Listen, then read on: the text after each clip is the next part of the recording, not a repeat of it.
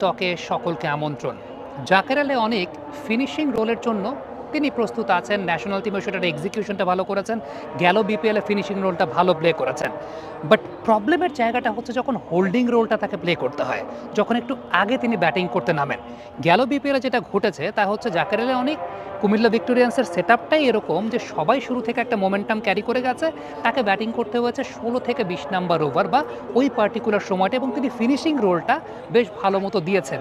ওই পার্টিকুলার রোলের জন্য তিনি যথেষ্ট প্রস্তুত, যথেষ্ট এক্সিকিউট করতে পেরেছেন, ন্যাশনাল টিমেও সেটা করেছেন। বাট যখনই তাকে একটু আগে ব্যাটিং করতে হয়েছে, হোল্ডিং রোল প্লে করতে হয়েছে, ওই রোলের জন্য তিনি একেবারেই প্রিপেয়ার্ড না, বা ওই রোলটা একেবারেই আস্থা মতো দিতে পারেন নাই। সবচেয়ে ইম্পর্টেন্ট ব্যাপার, ন্যাশনাল টিমে তাকে নিয়ে সবচেয়ে বেশি সমালোচনা কোথায় হয়েছে?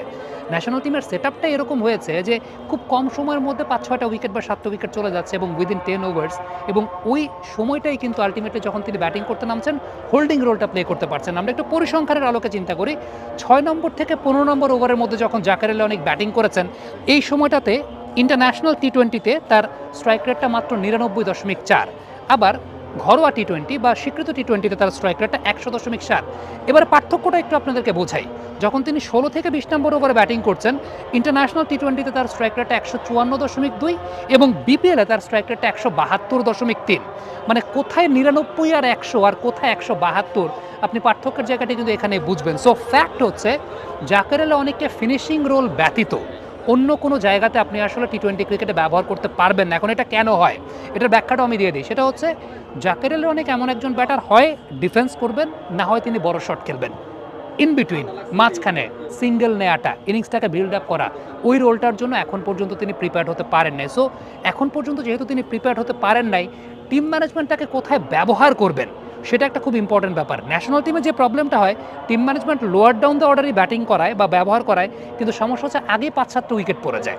আর বিপিএলের মতো মঞ্চে, যেখানে টু বি ভেরি অনেস্ট আমার কাছে মনে হয় যে জাকেরকে এই 7-8 নাম্বার ওভারের যে রোলটা বা মিড ওভার্সের যে হোল্ডিং রোলটা, এটা দেয়াটা একটা বোকামি। কারণ তিনি খুব বেশি মাত্রায় ডেথ ওভার্স ওরিয়েন্টেড ব্যাটার, অর্থাৎ তিনি প্রিপেয়ার্ড, তিনি হয়তো বা রেডি এটা শেষের দিকের ওভারের জন্য। আমি আপনাদেরকে পরিসংখ্যানের আলোকে বুঝলাম।